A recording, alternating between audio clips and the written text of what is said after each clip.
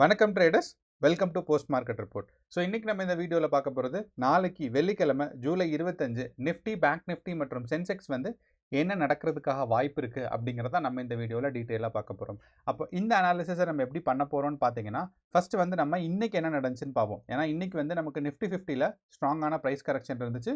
And இன்னையோட price action எப்படி இருந்திருக்குன்னு பார்ப்போம். அடுத்து நாளையோட மார்க்கெட்டுக்கு நமக்கு இன்னையோட ப்ரைஸ் ஆக்ஷனை வச்சு நாளைக்கு வந்து முக்கியமான ரெசிஸ்டன்ஸ் என்ன இருந்திருக்கு, முக்கியமான சப்போர்ட் என்ன இருந்திருக்கு அப்படிங்கிறது இது ரெண்டும் நம்ம பார்ப்போம். அப்போ இது ரெண்டும் பார்க்கும்போதே நமக்கு கிளியர் ஆயிரும் நாளைக்கு எவ்வளோ தூரம் மார்க்கெட் மூவ் ஆகலாம், மார்க்கெட் எவ்வளோ தூரம் கீழே வரலான்னு. அடுத்து பார்த்தீங்கன்னா நம்ம வந்து ஓப்பன் இன்ட்ரெஸ்ட் டேட்டாவை பார்ப்போம். ஏன் இந்த ஓப்பன் இன்ட்ரெஸ்ட் டேட்டானா, நம்ம இந்த ஓப்பன் இன்ட்ரெஸ்ட் டேட்டா வந்து ஆப்ஷன் செல்லர்ஸ் வந்து எந்தெந்த இடத்துல அதிகமாக இருக்காங்க அப்படிங்கிறது நமக்கு கிளியராக தெரியும்.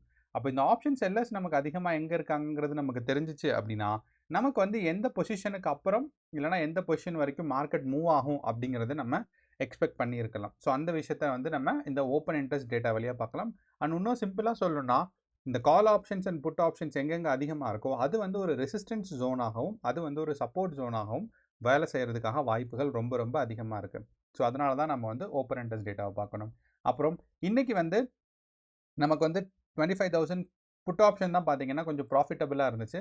ஸோ அப்படிங்கிறனால இன்றைக்கி இந்த புட் ஆப்ஷனோட சார்ட்டை வந்து நம்ம ஒரே ஒரு தடவை ரீவிசிட் பண்ணுவோம்.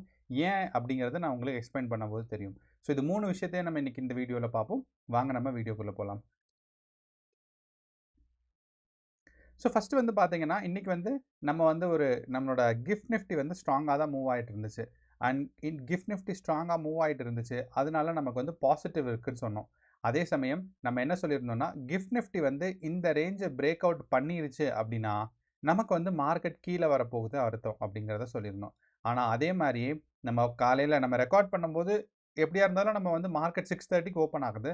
நான் ஒரு 7:30 பக்கம் ரெக்கார்ட் பண்ணால் தான் என்னால் வந்து ஒரு 8 மணி 8:15க்காவது பப்ளிஷ் பண்ண முடியும். ஏன்னா யூடியூப்பில் வந்து அந்த ப்ராசஸிங்லாம் டைம் எடுக்குது.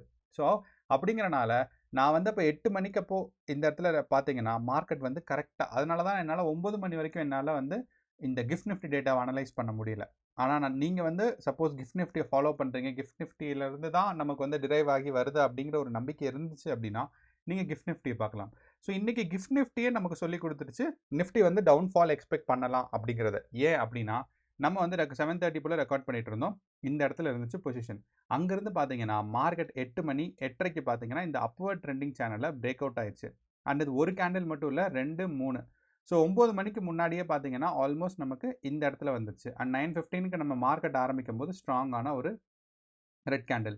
அப்போ இந்த 3 விஷயமே நமக்கு என்ன சொல்லிருச்சு, மார்க்கெட் டவுன்ஃபால் ஆகும் அப்படிங்கிறதுக்கு நமக்கு ஒரு பெரிய இண்டிகேஷன் வந்துருச்சுன்னு சொல்லலாம். அடுத்து ஸோ அப்போது இந்த டவுன்ஃபால் வரும்போதே நமக்கு வந்து ஆல்மோஸ்ட் இந்த ப்ரைஸ் லெவல் வந்துருச்சுனால நமக்கு வந்து கேப் அப் இல்லாமல் போயிடுச்சு. ஏன்னா நமக்கு இதுதான் வந்து 315ஓட அதாவது நம்மளோட புதன்கிழமை க்ளோசிங். அப்படிங்கிறனால நமக்கு வந்து ஆரம்பிக்கும் போது 9 மணிக்கு பார்த்தீங்கன்னா ஆல்மோஸ்ட் சேம் லெவல் வந்துட்டனால நமக்கு வந்து கேப் அப் இல்லாமல் இருந்து தான் மார்க்கெட்டில் டவுன் சைட் ஆச்சு. அதனால தான் நமக்கு நிஃப்டி 50ல் 3வது நாளாக இன்றைக்கி வந்து கேப் அப் எதிர்பார்க்கல. ஓகே. அண்ட் நாளைக்கு நடக்கிறதுக்கு என்ன வாய்ப்பு இருக்குன்னு பார்த்தீங்கன்னா, மார்க்கெட் அப்போ கன்சாலிடேட் ஆச்சு, கீழே வந்துச்சு. நமக்கு 12 மணி 3 மணி வரைக்கும் பார்த்தீங்கன்னா இந்த இடத்துல. அப்போ இந்த 3 மணிக்கு என்ன பண்ணோம்னா நம்ம ஒரு ஃப்ளாக் வச்சுருவோம். ஸோ தட் நமக்கு ஒரு ஐடென்டிஃபிகேஷனுக்கு கிடைக்கும். ஸோ இந்த இடத்துல அப்போது நமக்கு வந்து 3:15க்கு 3:30க்கு இந்த இடத்துல நம்மளோட மார்க்கெட் க்ளோஸ் ஆகிருந்துருக்கு. அப்போது இங்கேருந்து இப்போ இருக்கிற பொசிஷன் பார்த்தீங்கன்னா டவுன் சைட் மூவ்மெண்ட்டு தான் இருக்குது. அப்போது இதே டவுன் சைட் மூவ்மெண்ட் இன்னும் குறைஞ்சிட்டே போச்சு அப்படின்னா நாளைக்கு காலையில் 6:30க்குள்ளே, இதுதான் நாளைக்கு காலையில் 6:30.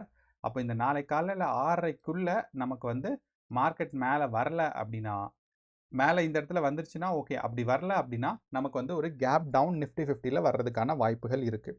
ஓகே. அப்போது நம்ம ஃபஸ்ட்டு இப்போ என்ன தெரிஞ்சுக்க வேண்டியதுன்னா, நாளைக்கும் செல்லிங் ப்ரெஷர் நிஃப்டி 50ல் இருக்கிறதுக்கான வாய்ப்புகள் இருக்குது அப்படிங்கிறத நம்ம ஃபஸ்ட்டு தெரிஞ்சுக்கிறோம்.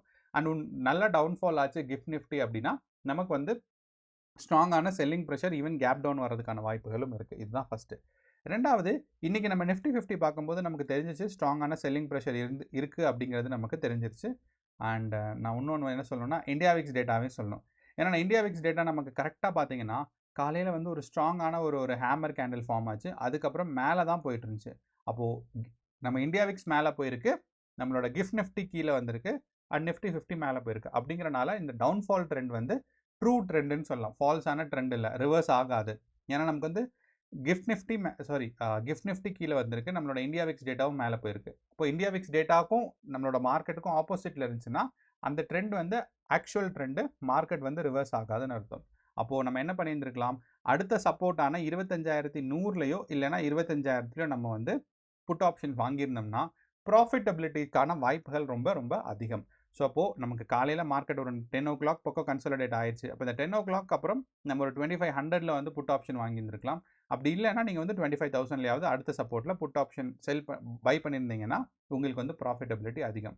சப்போஸ் நீங்கள் ஆப்ஷன் பை செல்லராக இருந்தால் நீங்கள் வந்து மார்க்கெட் டவுன் சைடு ஆகும்போது நீங்கள் பை ஆப்ஷன் செல் பண்ணியிருந்துருக்கணும். ஸோ அதுதான் வந்து ஆப்ஷன் செல்லருக்கு வித்தியாசம். ஓகே, அப்போது நம்ம மார்க்கெட் டவுன்ஃபால் ஆகிட்டு கீழே வந்துருச்சு. அப்போது நாளையோட மார்க்கெட் பார்த்தீங்கன்னா நமக்கு வந்து ஸ்டில் இந்த 25,100ங்கிறது ஒரு ஸ்ட்ராங்கான ரெசிஸ்டன்ஸாக தான் இருக்க போகுது. அண்ட் டவுன் சைடு வந்து பார்த்தீங்கன்னா 25,000. அப்போ இந்த 2 லெவலுக்குள்ளே நாளைக்கு வர்றதுக்கான வாய்ப்புகள் இருக்குது. அண்ட் இன்கேஸ் நாளைக்கு வந்து ஒரு கேப் டவுன் வந்து இந்த 25,000 பிரேக் அவுட் பண்ணிடுச்சு அப்படின்னா மார்க்கெட் பார்த்தீங்கன்னா அழகாக நமக்கு இந்த 24,800 வரைக்கும் வரும். அண்ட் சப்போர்ட் வந்து இதுதான் 24,800 வரைக்கும் வர்றதுக்கான வாய்ப்புகள் நமக்கு அதிகமாக இருக்குது. அண்ட் ரெசிஸ்டன்ஸ்ன்னு பார்த்தோம்னா நமக்கு 2 ரெசிஸ்டன்ஸ் ஜோன் இருக்குது. ஒன்று வந்து 2500ம் அடுத்து வந்து 25,200ம். இதுதான் வந்து நமக்கு நிஃப்டி 50யோட ரெசிஸ்டன்ஸ் ஜோன்ஸ்ன்னு நம்ம சொல்லலாம். அப்போது நாளையோட மார்க்கெட்டில் நமக்கு ரெசிஸ்டன்ஸ் ஜோன்ஸ் நிஃப்டி 50க்குன்னு பார்க்கும்போது என்ன இருக்குன்னா 25,200ம் 25,100ம் இருக்குது. அண்ட் நம்மளோட ஓப்பன் இன்ட்ரெஸ்ட் டேட்டாவில் இதை கன்ஃபார்ம் ஆகணும். ஸோ ஓப்பன் இன்ட்ரெஸ்ட் டேட்டாவில் பார்க்கும்போது 25,000ல் ஸ்ட்ராங்கான புட் ஆப்ஷன்ஸ் செல் பண்ணியிருந்திருக்காங்க நிறையா பேர். அதோட இன்ட்ரெஸ்ட்டும் கூடி இருந்திருக்கு. அப்படிங்கிறனால மார்க்கெட் வந்து இந்த இடத்துல ஒரு ரெசிஸ்டன்ஸாக வேலை செய்யும். ஸோ இந்த இடத்துல வந்துருச்சுன்னா மார்க்கெட் மேலே போகும். நேற்று யாரோ ஒருத்தர் கமெண்ட் பண்ணியிருந்தாரு, நான் படித்தேன் பட் லைவ் மார்க்கெட்டில் போது நான் ரிப்ளை பண்ண மறந்துட்டேன். என்ன அப்படின்னா கரெக்டு தான் நீங்கள் சொன்னது, புட் ஆப்ஷன்ஸ் வந்து செல் பண்ணால் மார்க்கெட் மேலே தானே போகணும் அப்படின்னு. ஸோ புட் ஆப்ஷன் செல் பண்ணாங்கன்னா மார்க்கெட் கரெக்டாக அப்போ இந்த பொசிஷன் வந்ததுக்கப்புறம் மார்க்கெட் மேலே போயிடும். ஸோ அதனால தான் நம்ம என்ன பண்ணுறோம், இதை வந்து ஒரு சப்போர்ட்டாக எதிர்பார்க்குறோம். அதே மாதிரி இந்த இடத்துல வந்து கால் ஆப்ஷன் பை செல் பண்ணியிருந்திருக்காங்க. அப்போ இந்த இடத்துல அப்படின்னா என்ன அர்த்தம்னா கால் ஆப்ஷன் செல் பண்ணியிருக்காங்கன்னா மார்க்கெட் வந்து கீழே போகிறதுக்கு தானே வாய்ப்பு. கரெக்டு, இந்த இடத்துல வரும். இந்த ப்ரைஸ் இந்த எல்லா ஆப்ஷன்ஸையும் ட்ரிகர் பண்ணிருச்சு. இந்த ப்ரைஸை ட்ரிகர் ஆனதுக்கப்புறம் டச் பண்ணதுக்கப்புறம் இங்கே இருக்கிற எல்லா பொசிஷன்ஸும் ஆர்டர்ஸும் ட்ரிகர் ஆயிரும். அப்போது மார்க்கெட் வந்து டவுன் சைட் மூவ். ஸோ அதனால தான் இது வந்து ஒரு ரெசிஸ்டன்ஸாகவும் சொல்கிறோம், இது வந்து ஒரு சப்போர்ட்டாகவும் சொல்கிறோம். அப்போது ரெசிஸ்டன்ஸ்ன்னு சொல்லும்போது 25,000ம் 25,200 தான் முக்கியமான சப்போர்ட் அண்ட் ரெசிஸ்டன்ஸாக இருக்குது. ஸோ அப்படின்னா 25,000 இந்த S1ங்கிறது ஒரு முக்கியமான சப்போர்ட்டாக இருக்குது. அதே மாதிரி நமக்கு ஸ்ட்ராங்கான ரெசிஸ்டன்ஸ்ன்னு பார்க்கும்போது 82,000 தான். இந்த ரெசிஸ்டன்ஸ் வந்து கொஞ்சம் ஒரு வீக்கான ரெசிஸ்டன்ஸ் 25,100. அண்ட் இந்த 25,100 வந்து எப்பயுமே வீக்கான ரெசிஸ்டன்ஸாக தான் இருந்திருக்கு. டக்குன்னு மார்க்கெட் மேலே போயிட்டு கீழே வரதுக்கான ஒரு ரெசிஸ்டன்ஸ். அப்போ நாளையோட மார்க்கெட்டில் நம்ம வந்து ஆல்மோஸ்ட் லைக் இந்த ஒரு சைட்வேஸ் மூவ்மெண்ட் எக்ஸ்பெக்ட் பண்ணலாம். அப்படி இல்லைன்னா அதிகபட்சம் இவ்வளோ போகிறதுக்காவது எக்ஸ்பெக்ட் பண்ணலாம். அண்ட் நம்ம கிஃப்ட் நிஃப்டி ஸ்ட்ராங்காக இருந்து மார்க்கெட் டவுன்ஃபால் ஆச்சுன்னா 25,000 இல்லைனா 24,800 வரைக்கும் போகிறதுக்கு வாய்ப்புகள் நமக்கு இருக்குது. ஸோ இப்போ நம்ம நிஃப்டி பார்த்தனால நான் ஏன் வந்து இன்றைக்கி ஆப்ஷனோட ப்ரைஸ் பார்க்கணும், ப்ரீமியம் ப்ரைஸ் பார்க்கணும் அப்படின்னு சொன்னோன்னா, இன்றைக்கி நமக்கு காலையில் நமக்கு வந்து டவுன்ஃபால் கன்ஃபார்ம் ஆகாத வரைக்கும் 11 மணி வரைக்கும் பார்த்தீங்கன்னா இந்த நம்மளோட புட் ஆப்ஷன் ப்ரீமியம் வந்து பார்த்தீங்கன்னா 25,000க்கு மார்க்கெட் ஆல்மோஸ்ட் லைக் ஃப்ளாட்டாக இருந்துச்சு. இந்த ப்ரீமியம் என்ன ஒரு பயம் கொடுத்துச்சு அப்படின்னா நமக்கு வந்து ஒரு வேளை மார்க்கெட் வந்து மேலே போகாதோ அப்படிங்கிற ஒரு ஒரு ஒரு இண்டிகேஷனை கொடுத்துச்சு. ஆனால் அதுக்கப்புறம் பார்த்தீங்கன்னா இங்கேருந்து ஸ்ட்ராங்கான ஒரு பை ஆப்ஷன் மேலே போயிருந்துருக்கு. ஸோ 2 ரூபாயில் இருந்த ப்ரீமியம் வந்து 39 ரூபாய்க்கு ப்ரீமியம் மாறியிருக்கு. அப்போ இந்த 39 ரூபாய்க்கு மாறிட்டு அதுக்கப்புறம் எக்ஸ்பைரி டே இல்லை, அதுக்கப்புறம் கொஞ்சம் கொஞ்சமாக டிகே வரும். அப்போது நீங்கள் இந்த 39 ரூபா வந்ததுக்கப்புறம் இன்னும் கொஞ்சம் கீழே போகும்னு வெயிட் பண்ணியிருந்தீங்கன்னா உங்களுக்கு மறுபடியும் லாஸ் வந்திருக்கும். ஒன்று. ரெண்டாவது, இது நம்ம ஒரு நாளை மட்டும் பிக்சர் பார்த்துட்டு சொல்கிறோம். ஆனால் அதே சமயம் நீங்கள் வந்து 23ஆம் தேதி புட் ஆப்ஷன் வாங்கியிருந்தீங்கன்னா உங்களுக்கு ப்ராஃபிட்டபிள். அதே சமயம் நீங்கள் வந்து 22ஆம் தேதியோ இல்லைனா அதுக்கு முதல் நாளோ 21ஆம் தேதியோ வாங்கியிருந்தீங்கன்னா உங்களுக்கு எவ்வளோ தான் ப்ரீமியம் க்ரோ இருந்திருந்தாலும் உங்களுக்கு வந்து அதிகமான ப்ராஃபிட்ஸ் கிடச்சிருந்துருக்காது. அப்போது அப்படிங்கிறனால நீங்கள் வீக்லி எக்ஸ்பைரியில் ரோல் ஓவர் பண்ணுறீங்க, 2-3 நாள் ஹோல்டு பண்ணுறீங்கன்னா கேர்ஃபுல்லாக ஹோல்டு பண்ணணும். எக்ஸ்பைரி டே பக்கத்தில் வரும்போது ஹோல்டு பண்ணக்கூடாது. அதாவது நம்ம இந்த ஒரு க்ரோயிங் மார்க்கெட்டுன்னு சொல்லலாம். இப்போ வியாழக்கிழமை ஆயிடுச்சு, வெள்ளி திங்கள் செவ்வாய் ஹோல்டு பண்ணலாம்.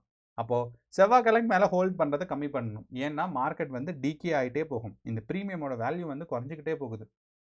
ஏன்னா அடுத்த நாள் எக்ஸ்பைரிங்கிறனால நமக்கு வந்து செவ்வாய்க்கிழமைக்கு மேலே ஹோல்டு பண்ணுறது வந்து ஒரு பெரிய ப்ராஃபிட்டபிள் கிடையாது. மார்க்கெட் கண்டிப்பாக ப்ரீமியம் டிகே ஆகும். கால் ஆப்ஷனில் வாங்கியிருந்தாலும் சரி, புட் ஆப்ஷன் வாங்கினாலும் சரி. 3 நாளைக்கு அப்புறம் ஹோல்டு பண்ணுறது எல்லாமே டிகே ஆகும். அதனால தான் ஆப்ஷன் பையர்ஸ் எல்லாம் மோஸ்ட்டாக இன்ட்ராடே பண்ணுறாங்க. அதான் காரணம் என்னென்னா, ஒரு நாளோட ப்ரீமியம் வந்து அடுத்த நாள் கண்டிப்பாக குறையும்னு தெரியும். ஸோ அந்த ஒரு காரணத்தினால தான் நமக்கு வந்து ஆப்ஷன் பையர்ஸ் எல்லாமே பார்த்தீங்கன்னா மோஸ்ட்டாக இன்ட்ராடே பண்ணுறாங்க. அண்ட் நீங்கள் 23ஆம் தேதிக்கு முன்னாடி எப்போ வாங்கியிருந்தாலும் நமக்கு வந்து இந்த மூமெண்ட்ஸ் வந்து பாசிட்டிவ்னஸ் உங்களுக்கு ப்ராஃபிட்ஸ் கொடுத்துருந்துருக்காது. ஸோ அதை அண்டர்ஸ்டாண்ட் பண்ணுறதுக்காக தான் நான் இந்த சார்ட்டை டிஸ்கஸ் பண்ணணும்னு நினச்சேன். ஓகே, அடுத்து நம்ம வந்து அடுத்து பேங்க் நிஃப்டி இருக்குது. ஸோ நமக்கு பேங்க் நிஃப்டி பார்க்கும்போது பார்த்தீங்கன்னா பேங்க் நிஃப்டியும் ஒரு கன்சாலிடேஷன் ஃபேஸில் தான் நாளைக்கு இருக்கிறதுக்கான வாய்ப்புகள் நமக்கு இருக்குது. அண்ட் இன்றைக்கும் பார்த்தீங்கன்னா கன்சாலிடேஷன் ஃபேஸ் தான் எக்ஸ்பெக்ட் பண்ணோம். அதே மாதிரி 57,000க்கும் 56,600க்கும், அதாவது இந்த ரேஞ்சுன்னு வச்சுக்கலாம். 57,300 அண்ட் 56,600 ரேஞ்சில் வந்து மார்க்கெட் கன்சாலிடேட் ஆகிட்டு தான் இருக்கும் இன்னொரு 2-3 நாளைக்கு. மேபி அடுத்த வாரம் எக்ஸ்பைரி வரைக்குமே கன்சாலிடேட் ஆகும் தான் எதிர்பார்க்குறோம். அடுத்து நம்மளோட சென்செக்ஸ் நம்ம என்ன சொல்லியிருந்தோம் அப்படின்னா, மார்க்கெட் வந்து நிஃப்டியோட ப்ரைஸ் ஆக்ஷனில் தான் ஃபாலோ ஆகுதுன்னு, ஆனால் ப்ரைஸ் ரேஞ்சஸ் வேறு. ஸோ அந்த ஒரு காரணத்தினால இந்த ப்ரைஸ் ரேஞ்ச் வேறுங்கிறனால நாளைக்கு சென்செக்ஸில் சப்போஸ் கேப் டவுன் வந்துச்சு அப்படின்னா மார்க்கெட் இந்த 82,000 வந்து பிரேக் பண்ணுறதுக்கு வாய்ப்புகள் ரொம்பவே அதிகமாக இருக்குது. அண்ட் சென்செக்ஸோட ஓப்பன் இன்ட்ரெஸ்ட் டேட்டா பார்க்கும்போது நமக்கு சப்போர்ட் எங்கே இருக்குங்கிறது கிளியராக தெரிஞ்சிடும். பார்த்தீங்கன்னா சென்செக்ஸில் சப்போர்ட் வந்து 82,000 தான் இருக்குது. அங்கேருந்து டவுன்ஃபால் ஆச்சுன்னா 81,500 வரைக்கும். அப்போ சென்செக்ஸை பொறுத்தளவு நமக்கு என்ன தோணுதுன்னா 82,000க்கும் 82,500க்கும் நடுவில் மார்க்கெட் ஆசிலேட் ஆகிறதுக்கான வாய்ப்புகள் நாளைக்கு அதிகமாக இருக்குது. ஸோ இந்த ரேஞ்சில் அப்போது நமக்கு மோஸ்ட்டாக வந்து 3 இண்டெக்ஸஸ்மே நாளைக்கு வந்து ஒரு சைட்வேஸ் மூவ்மெண்ட் தான் கொடுக்கறதுக்கான வாய்ப்பு இருக்குது. நம்ம கிஃப்ட் நிஃப்டி இன்கேஸ் பயங்கரமாக டவுன் சைட் மூவ்மெண்ட் போயிடுச்சு, கிஃப்ட் நிஃப்டி வந்து இங்கேருந்து நமக்கு 25,000லேருந்து ஆல்மோஸ்ட் லைக் 24,800 வரைக்கும் டவுன்ஃபால் ஆயிடுச்சு அப்படின்னா நமக்கு சில நேரங்கள் சென்செக்ஸ் அண்ட் நிஃப்டி வந்து ஒரு ப்ரைஸ் கரெக்ஷன் இல்லைனா டவுன்ஃபால் மூவ்மெண்ட் எக்ஸ்பெக்ட் பண்ணலாம். ஸோ இதுதான் நம்மளோட ஒரு ஓவரால் அனாலிசிஸ். ஸோ நாளைக்கு கேர்ஃபுல்லாக ட்ரேட் பண்ணுங்கள். நாளைக்கு எக்ஸ்பைரி டே எதுவும் இல்லை. ஆனால் அடுத்த வாரம் நீங்கள் வந்து சென்செக்ஸ்க்கு, பேங்க் நிஃப்டிக்கு 3க்குமே எக்ஸ்பைரி டேங்கிறனால பார்த்து பொசிஷன்ஸை ஹோல்ட் பண்ணுறேன்னா ஹோல்ட் பண்ணுங்கள். All the best.